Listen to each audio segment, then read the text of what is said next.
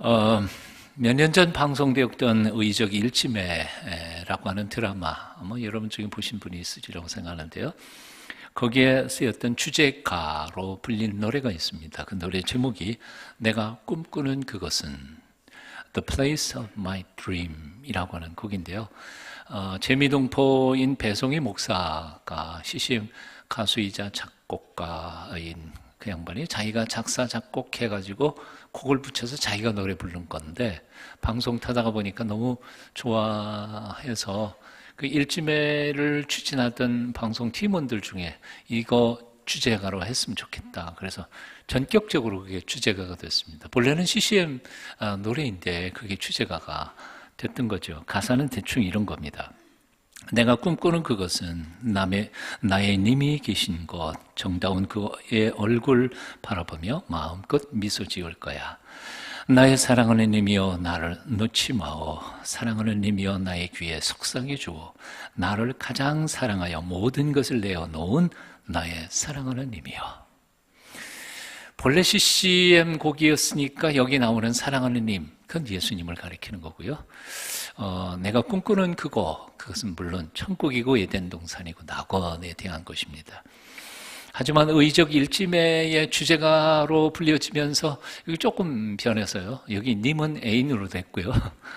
그 다음에 꿈꾸는 곳은 의적 일지매가 꾸는 돈 있는 사람은 뺏어가지고 가난한 사람들이 나눠주는 또 좋은 세상에 대한 표현이 되어버리고 말았습니다. 하지만 분명한 것은 배송희 씨가 꿈꾸던 그것은 부자 돈 빼앗아서 가난한 사람들에게 나눠주는 그런 세상을 얘기한 게 아니라 평화의 왕으로 오시는 예수님께서 통치하시는 그런 평화의 왕국을 가리키는 것이었습니다. 성경을 주의 깊게 읽어보면 하나님께서 꿈꾸시는 세상이 있다는 사실을 우리는 발견합니다. 여러분 생각해 보신 적이 있으세요? 하나님께서 꿈꾸시는 세상. 태초에 만드신 에덴 동산은 그야말로 하나님께서 우리 인생들을 위하여 복지어 만들어 놓으신 샬롬의 땅, 하나님이 꿈꾸시던 세상이었습니다. 그 샬롬, 이 샬롬이라고 하는 히브리어 단어는 그냥 다툼이나 전쟁이 없는 평화라는 단어로 보통 이렇게 번역이 되지만 사실 히브리어 단어 샬롬은 그거보다 훨씬 더 다양한 의미를 품고 있습니다. 그러니까 영적, 내적인 마음의 고요함을 표현하는 평안이라는 뜻도 있고요. 물질적, 육체적으로 하나도 부족함이 없는 건강한 상태, 그런 뜻에서 평강이라는 뜻도 있습니다. 그러니까 사실 샬롬이란 인생의 모든 영역 속에서 완전한 그리고 전인적, 통전적인 행복을 가리키는 단어입니다. 그래서 이렇게 표현하죠. 지극한 행복, 그걸 지복이라고 말하잖아요. 지극한 기쁨, 아주 극한 기쁨, 그걸 극락이라고 표현하죠. 극락이 다른 종교의 용어이긴 해도 좋은 건 좋은 거니까요. 그죠? 별로 통일을 안 하시네요.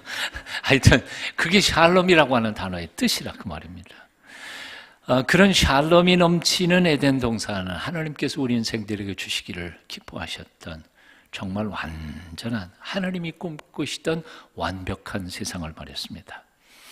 자, 그런데 최초의 사람 아담이 불순종함으로 해서 그 낙원, 하나님의 꿈꾸신 세상을 잃어버렸습니다. 그걸 밀턴은 실낙원, 낙원을 잃어본 서사시로 표현을 했지요. 하지만 하나님은 포기하지 않으셨습니다. 계속해서 우리 인생들에게 그 낙원을 주시기를 원하셨고, 그래서 에덴 동산 최초의 하나님의 법정에서 사탄을 심판하는 재판문 속에다가 여자의 후손이 뱀의 후손의 머리를 부술 것이다 하는 인간 구원의 놀라운 하나님의 계획을 선포하셨던 겁니다. 그것도 모자라서 죄 없는 양을 잡아서 양 가죽 뺏겨가지고 아담과 하와의 수치를 가리는 가죽 옷을 입혀 주셨다는 것. 바로 이게 지난주 대림절 첫 주일날 저하고 여러분하고 함께 묵상했던 말씀의 줄거리였습니다. 이 에덴의 하나님의 최초의 법정에서 선포한 인류 구원에 대한 계획이 선포되고 난 후 수천 년이 지난 어느 날 하나님은 이사야라고 하는 선지자를 통해서 오늘 본문의 말씀을 예언하게 하신 것입니다. 오늘 6절부터 9절까지 뜻을 생각하면서 여러분 한번 같이 읽어보실까요? 함께 같이 읽습니다. 시작. 그때에 이리가 어린 양과 함께 살며 표범이 어린 염소와 함께 누우며 송아지와 어린 사자와 살진 짐승이 함께 있어 어린아이에게 끌리며 암소와 곰이 함께 먹으며 그것들의 새끼가 함께 엎드리며 사자가 소처럼 풀을 먹을 것이며 젖 먹는 아이가 독사의 구멍에서 장난하며 젖된 어린아이가 독사의 굴에 손을 넣을 것이라. 내 거룩한 산 모든 곳에서 해됨도 없고 상함도 없을 것이니 이는 물이 바다를 덮음같이 여호와를 아는 지식의 세상에 충만할 것임이니라. 좀 쉬운 번역으로 제가 다시 한번 읽어드릴게요. 그날이 오면 늑대가 새끼 양과 함께 눕고 표범과 염소떼가 평화롭게 지내리라. 송아지들과 살찐 소떼가 사자들 틈에서도 안전하며 어린아이도 사자들을 몰고 다니리라. 암소가 곰과 함께 풀을 뜯어먹고 사자의 새끼들이 송아지들과 함께 누워서 쉬고 사자들도 소처럼 풀을 뜯어먹으리라. 젖 먹는 아이들이 독 있는 뱀 사이로 기어다녀도 해를 입지 않으며 어린아이가 독사의 굴 속에 손을 넣었다가도 아무런 해가 없이 손을 꺼내리라. 나의 거룩한 산에서는 어디에서나 해를 입히고 파괴하는 일이 전혀 없으리라. 물이 바다를 가득 채우듯이 주님을 알고 두려워하는 지식이 온 땅을 가득히 채울 것이기 때문이리라. 아멘. 멋있는 나라 아니에요? 자, 여기 지금 이사야를 통해서 선포되고 그려놓고 있는 이 나라, 이 세상은 어떤 세상일까요? 예? 간단히 말하면 에덴 동산이죠. 하나님 우리 인생들에게 주시기를 원하셨던 완벽한 더 좋은 세상, 인생들이 범죄로 말미암아 잃어버린 바로 그 세상, 낙원, 양육강식, 강한 자가 약한 자를 잡아먹는 생존 경쟁의 피비린내 나는 세상이 아니라 강한 자와 약한 자가 서로 함께 더불어 잘 사는 세상, 똑똑하다고 어눌한 사람 무시하지 않는 세상, 사자가 소처럼 풀 뜯어먹고 젖 먹는 어린 것들이 뱀 사이로 다녀도 다치지 않는 그런 곳, 거룩한 하나님의 땅, 모든 사람들이 오직 사랑하고 섬기며 서로 위해주는 행복한 세상, 하나님이 꿈꾸신 세상. 예, 아멘한 사람이 3사람밖에 안 돼요. 솔직히 말하면 너와 나, 우리 모두는 너나 할 것 없이 꿈꾸는 세상이 있죠. 물론 요즘 젊은이들은 뭐 3포, 5포, 7포 지나서 8포 해갖고 다 포기했다 그러는데 실제 그래도 마음속에는 이런 세상에서 살고 싶다, 그런 꿈이 없느냐 말이에요. 다 있습니다. 정치가든 교육가든 아니면 소박한 시민이든 심지어는 일지매 같은 도둑이라고 할지라도 꿈꾸는 세상이 있다고 말입니다. 문제는 그런 각자의 꿈들이 남들의 삶과는 전혀 상관이 없이 혼자만의 이기적인 욕망에 뿌리 박힌 꿈이 될 때에 세상은 엄청난 혼란에 빠지게 된다는 것이지. 대통령의 꿈, 여당과 야당의 꿈, 당내 계파 간의 꿈, 대권 주자 간의 꿈, 정치 관료의 꿈, 기업가의 꿈, 노동운동가의 꿈, 서민들의 꿈, 모두 제각각 저만의 이기적인 욕망을 채우려고 하고 있습니다. 오늘날 이 시대에 우리 한국의 실정이에요. 그야말로 동상이몽의 시대입니다. 어떤 사람이 오늘날 이 시대의 가장 큰 문제는 정치의 문제이고, 그리고 한국 정치의 가장 큰 문제는 미래 비전과 전략이 없다는 것이다. 저도 동의하는 것 같아요. 도대체 꿈이 없는 것 같아요. 대통령이 되고 싶은 사람은 많은데 대통령이 돼서 어떤 나라를 만들 것인가, 그것을 국민들 앞에 밝게 보여주는 사람이 없다, 그 말입니다. 그런 정치인들을 보면서 국민들은 참 답답하기도 하고 심지어는 이 나라 미래가 있을까 절망적이기까지 합니다. 그런가 하면 어떤 사람들은 나라가 무너지든 질서가 무너지든 이 조국의 미래가 어떻게 되든 상관없이 자신들의 뜻만 관철시키기 위해서 온갖 수단 방법을 가리지 않고 증오심과 미움으로 공격하고 파괴하고 붙습니다. 이런 시대를 살아가면서 우리 그리스도인들은 어떤 세상을 꿈꾸어야 하는가 하는 것이죠. 이사야 선지자를 통하여 하나님께서는 오늘 본문에서 이렇게 말씀하십니다. 내가 꿈꾸는 세상은 하고 말씀하신 거예요. 오늘 본문을 주의 깊게 읽어보면 하나님이 꿈꾸고 계시는 세상이 바로 이런 세상이라는, 오늘 본문을 깊이 묵상하다가 보면 하나님이 꿈꾸시는 세상 특징이 몇 가지가 있어요. 첫째, 모두가 함께 잘 사는 세상이에요. 어느 한 사람 잘 살고 어느 한 사람 못 사는 게 아니에요. 함께 더불어 같이 잘 사는 세상, 그게 좋은 세상이에요. 두 번째, 하나님을 경외하는 것을 즐거움으로 삼는 세상. 셋째, 눈에 보이는 대로 귀에 들리는 대로 심판하지 않는 세상. 요즘에는 너무 얄팍해서 그저 한번 들으면 그게 진리예요. 옳고 그름을 판단하지 않아요. 소문 그대로 듣고 그냥 죽이자 그러고 나서요. 좀 정말 겁나는 세상이 돼버리고 말았어요. 좀 판단하는 사람 별로 없어요. 그런데 잘 사는 좋은 세상은 뭐냐 하면 눈으로 보이는 대로 판단하지 않고 귀에 들리는 대로 판단하지 않아요. 잘 판단하는 세상.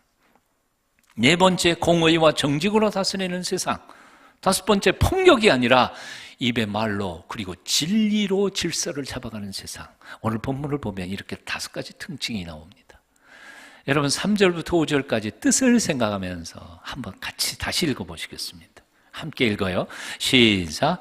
그가 여호와를 경외함으로 즐거움을 삼을 것이요 그의 눈에 보이는 대로 심판하지 아니하며 그의 귀에 들리는 대로 판단하지 아니하며 공의로 가난한 자를 심판하며 정직으로 세상의 겸손한 자를 판단할 것이며 그의 입에 막대기로 세상을 치며 그의 입술의 기운으로 악인을 죽일 것이며 공의로 그의 허리띠를 삼으며 성실로 그의 몸에 띠를 삼으리라.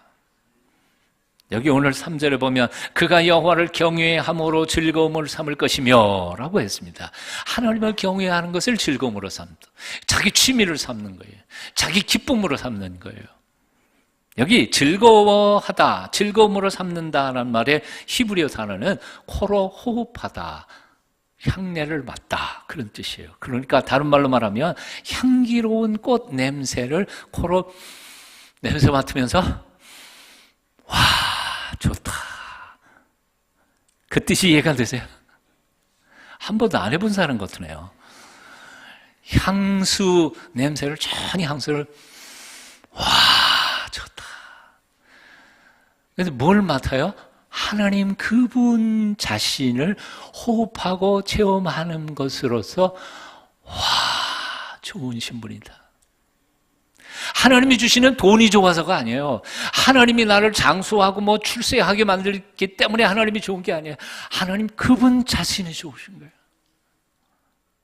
그게 진짜 좋은 거죠. 뭐 때문에 좋은 거는 그건 진짜 좋은 게 아니에요. 하나님이 너무 좋으신 분이에요. 시편 150편을 주의 깊게 읽어보세요. 다 그 하나님 그분으로 말미암아 기뻐하는 사람들이 찬양이 시편 150편에 다 들어있어요. 여호와를 찬송할지어다 그는 선하시며 그의 긍휼하심이 영원하미로다. 하나님 그분 앞에 즐거워하는 거예요. 좋으신 하나님. 정말 신앙이라고 하는 것은 그분 자신에게 대한 기쁨이에요. 나는 이 기쁨을 여러분들이 누렸으면 좋겠어요. 같이 찬송해 볼까요? 좋으신 하나님, 좋으신 하나님, 참 좋으신 나의 하나님.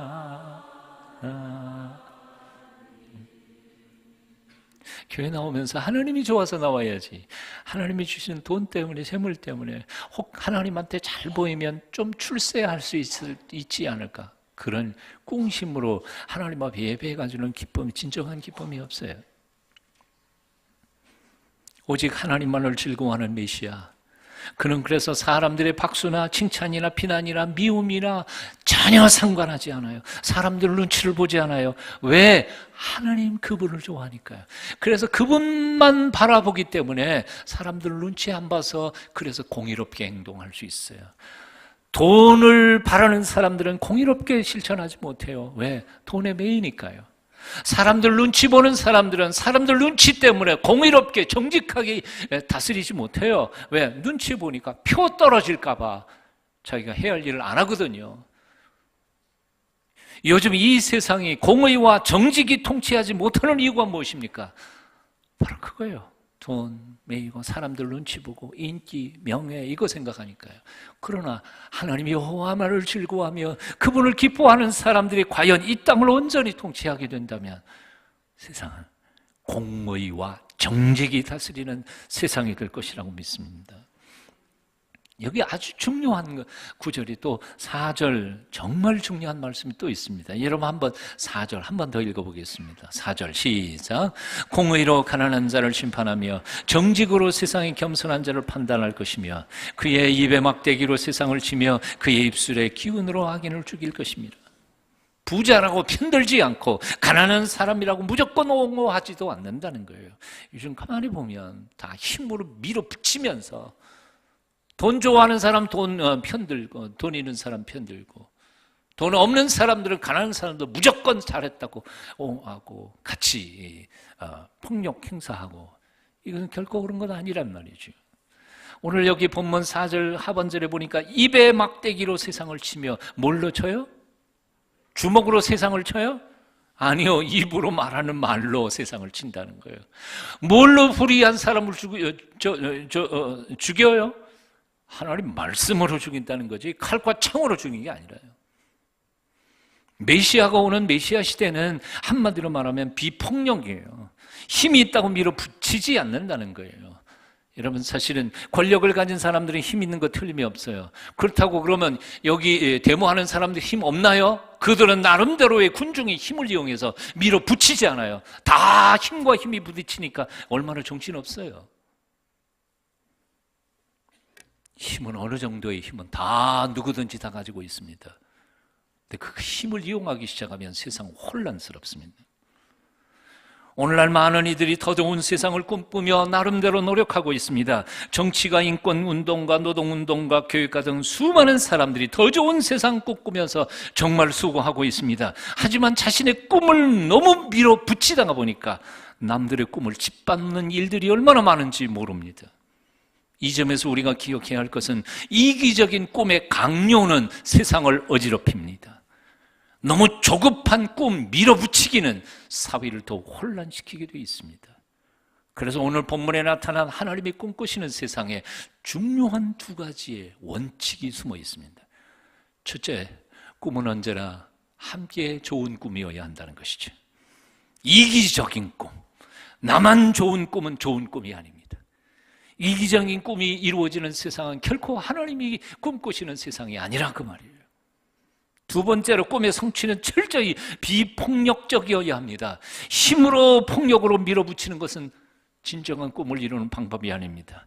조급한 마음으로 폭력을 행사하는 순간 그 꿈이 아무리 순수하다 할지라도 그 꿈은 빛깔을 잃어버리고 맙니다.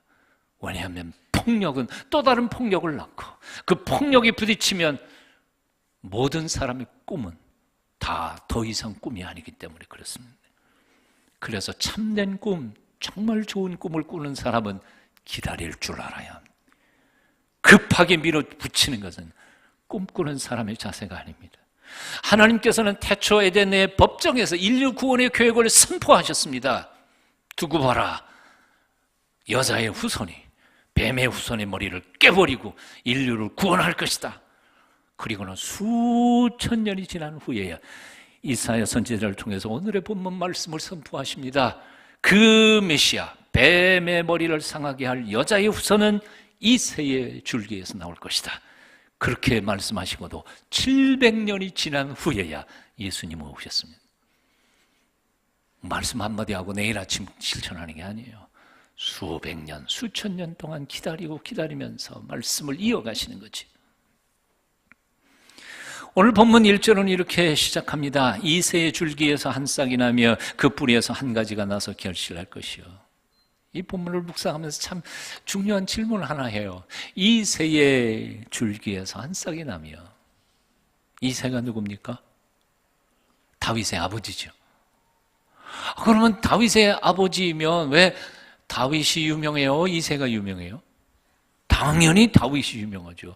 그러면 이 메시아로 오시는 예수 그리스도는 다윗의 후손인 게 틀림이 없는데, 그러면 여기 이사야 선지자는 다윗의 줄기에서 그렇게 쓰지 않고 왜 이새의 줄기에서 이렇게 썼을까요? 이상하잖아요. 더 유명한 사람을 써야 더 알기 쉬울 텐데. 이 다윗의 아버지가 이새인 거를 모르는 사람은 이새의 줄기, 이게 누구야? 근데 구약 신학자들은 이 이유를 이렇게 설명하고 있습니다. 하나님께서는 유명한 사람보다는 별 볼 일 없는 사람을 들어서 당신의 역사를 온전히 이루어 가신다는 사실을 강조하기 위해서이다. 저도 동의해요. 굳이 다윗의 후손이라고 안 쓰고 이새, 저 시골 구석에서 양떼나 치고 있는 농촌 농부 이새의 줄기에서 라고 표현한 데는, 너무 똑똑한 사람들은 에덴의 꿈, 하나님의 꿈꾸시는 그런 세상, 모두가 함께 잘 사는 세상, 그건 말도 안 되는 어리석은 꿈이라고 생각합니다. 아무리 머리를 굴려봐도 그런 세상이 이 세상에 올 것 같지 않습니다. 가능하지 않다고 생각합니다. 그런 꿈을 꾸는 것은 순진한 자들의 백일몽이라고 생각합니다. 그래서 이런 꿈을 꾸면서 그것을 이루어가기 위해 노력하는 사람들은 저처럼 머리가는 조금 모자라지만 이 가슴은 순수한 사람들을 통해서 이루어 가십니다. 아멘 하시는 별로 없어. 머리 똑똑한 사람들이 이런 꿈 안 꿔요. 미친놈들이네. 그런 게 세상이 되겠냐? 우리 머리 나쁜 사람들은 여기만 살아 있어가지고 그래도 그런 세상은 와야 돼. 왔으면 좋겠어. 하나님의 꿈꾸신다면 이루어질 거야. 이런 믿음. 너무 강한 사람은 스스로 자기를 보호할 수 있기 때문에 함께 더불어 같이 살아가는 공동체를 꿈꾸지 않아도 돼요. 왜? 능히 지고 다시 살아가니까. 하지만 힘이 없는 사람들은 이렇게 힘을 합하고 함께 더불어 살아갈 저 더 좋은 세상을 꿈꾸지 않으면 살아남을 수 없어요. 그러니까 새로운 세상, 더 좋은 세상을 꿈꾸는 사람들은 누구냐 하면 약자들이에요. 모자란 사람들이에요. 힘없는 사람들이에요. 시골 목동의 뿌리에서 자란 사람이 메시아가 되는 거예요. 사랑하는 여러분, 혹시 여러분은 여러분 스스로를 별 볼 일 없는 사람이라고 낙심하고 있지 않습니까? 아니요. 오히려 그것이 더 좋은 세상을 만들어낼 메시아 백성의 조건임을 기억하십시오. 아멘. 이새의 뿌리에서, 줄기에서 메시아가 오십니다. 나같이 별 볼 일 없는 사람을 통하여 하나님은 기적을 행하실 것입니다. 하나님 밖에는 의지할 것이 없는 사람들이 그래 강한 이유가, 힘센 이유가 바로 하나님이 계시기 때문입니다. 여기 더 놀라운 말씀이 2절에 나옵니다. 여러분 한번 같이 읽어보시겠습니다. 2절 함께 읽습니다. 시작. 그 위에 여호와의 영, 그 지혜와 총명의 영이요 모략과 재능의 영이요 지식과 여호와를 경외하는 영이 강림하시리니. 어떻게 시골 목동의 뿌리에서부터 나온 새싹이 세상을 구원할 수 있을까? 이유는 딱 하나, 하나님의 영이 임하시기 때문에. 그 위에. 근데 그 하나님의 영이 임하시는데 그 하나님의 영, 여호와의 영이 어떤 분이냐면 6가지 조건을 여기 갖추고 있어요.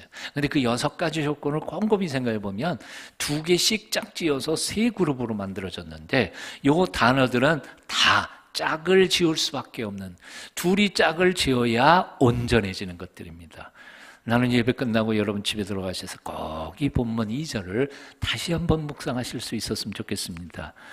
지혜와 총명이 신입니다. 지혜는 wisdom이고요, 총명은 understanding인데 이것을 히브리어 단어에서 설명을 하면 이런 것입니다. 지혜는 외적인 분별력이에요.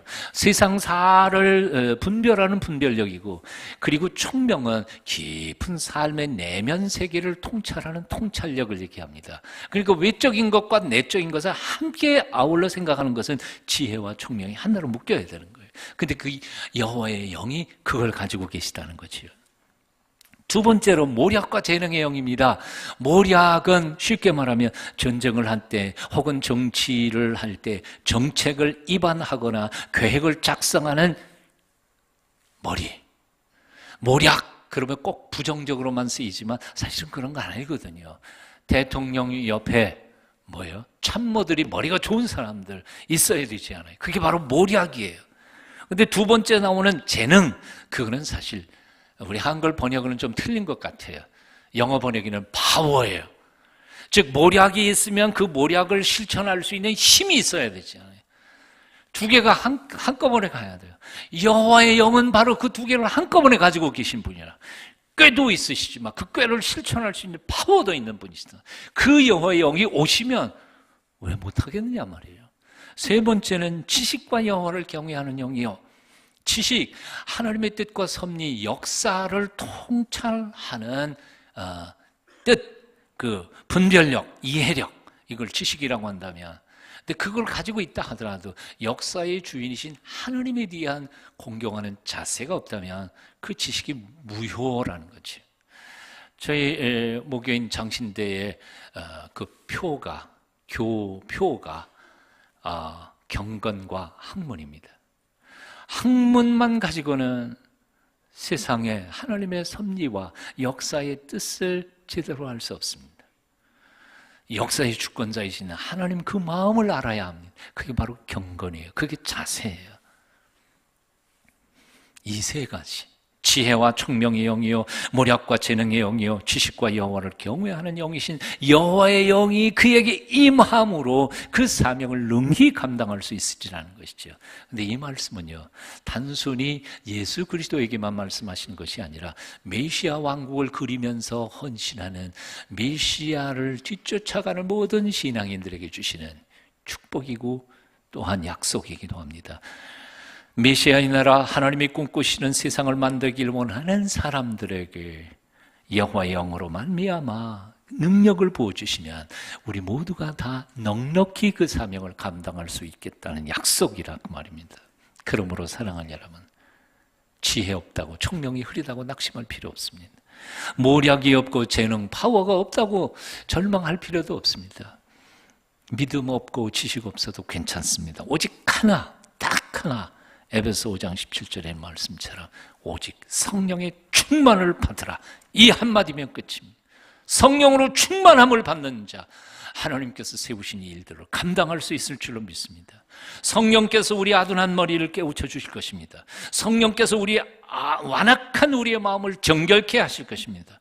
성령께서 우리의 어두운 눈을 밝히시고 마음의 귀를 열어 세미한 음성을 듣게 하실 것입니다. 성령께서 이 차가워졌던 우리의 마음을 뜨거운 열망으로, 열정으로 새롭게 하시고 거룩한 꿈을 꾸게 하실 것입니다. 주의 영이 임하면 이 마른 막대기보다 못한 우리를 통하여 가로막힌 홍해를 갈라지게 하실 것입니다. 저는 흥분되는 찬송 하나 있어요. 우리 청년들이 부를 때 마지막 날에 내가 나의 영으로 모든 백성이 부어주리니, 이 찬송을 들을 때마다 흥분이 돼요. 자녀들은 예언할 것이요 청년들은 환상을 보고 아비들은 꿈을 꾸리라. 주의 영이 임하면 자녀들은 예언할 것이요 청년들은 환상을 보고 아비들은 꿈을 꾸리라. 주의 영이 임하면 성령이여 임하소서. 성령이여 우리에게 임하소서. 이 찬송 부를 때마다 감격해요. 사실은 나 이 찬송 부르고 싶은데 시간이 없어서 지금 넘어가요. 오직 성령만이 하나님이 꿈꾸시던 세상을 이 땅 위에 세워갈 줄로 믿습니다.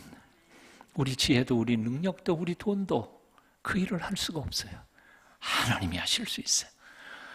그러므로 이 대림절 둘째 주간 한 주간 동안 여러분들에게 숙제드립니다. 성령 충만 받기를 갈망하십시오. 그리고 엎드려 기도하십시오. 성령께서 나를 온전히 변화시켜 주셔서 하나님이 꿈꾸시던 그 아름다운 세상, 우리도 조금이라도 함께 힘을 보태서 그런 세상이 이 땅 위에 세워가게 도와주십시오. 기도하고 헌신하는 저와 여러분이 되어야 할 줄 믿습니다. 지난 주간에 외국의 가부들이 엄청난 기부들을 하고 있다고 뉴스 보도들은 전하고 있습니다. 빌 게이츠, 워런 버핏, 이 두 사람의 통큰 기부는 이미 옛날부터 알려졌던 거죠. 그런데 지난주에 겨우 이제 31살짜리 페이스북 최고 경영자인 자카버그라고 하는 사람이 이번에 자신의 재산의 99%를 사회 헌원하기로 아예 공개했습니다. 99%가 450억 달러입니다. 한국 돈으로는 자그만치 52조 원입니다. 억이 아니고 조 원이에요. 잘 들으세요. 52만 원도 아니고 억도 아니고 52조 원. 와, 세상에. 나는 1조 원이 얼마나 많은 돈인지 구경이라도 해보고 싶네. 12월 1일 날 자기 딸 낳았어요. 맥스라고 하는 딸을 낳고는 그 딸에게 공개 서한을 썼어요. 딸에게 보내는 편지. 거기에서 뭐라고 썼냐면, 우리는 딸이 현재보다 나은 세상에서 살기를 바란다. 더 좋은 세상에서. 이때 마음속에 품은 생각이 뭐냐 하면 이런 거예요. 돈 52조 원을 그 딸에게 유산으로 물려주는 것보다 돈 물려주는 거는요, 아이를 타락하게 하는 첩경이에요. 노력하지 않아도, 나 평생 일 안 해도 충분히 죽을 때까지 먹고 살 수 있다. 그 돈이 있는데 뭐하러 노력하겠어요? 타락하게 만드는 거예요. 돈이 많으면 형제지간에 싸움질해요. 근데 52조 원을 딸에게 주기보다는 차라리 이 아이가 살아가는 좋은 세상 만들어서 이 아이에게 물려주고 싶다. 이게 얼마나 아름다운 생각이. 세상에, 나는 60세이신데도 31살짜리 애 생각하는 것보다 더 못했어. 돈보다 더 좋은 세상 우리 아이들에게 물려주기를 결심하는 꿈의 백성, 하나님께서 꿈꾸시는 세상을 만들어가는 메시아 백성들이 다 되시기를 축원합니다. 우리 함께 같이 우리 고용원 목사님이 지으신 세상 모든 민족이 뜻을 생각하세요. 그냥 흥분해서 부르지 말고 뜻을 생각하면서 헌신의 찬양 함께 같이 하시겠습니다.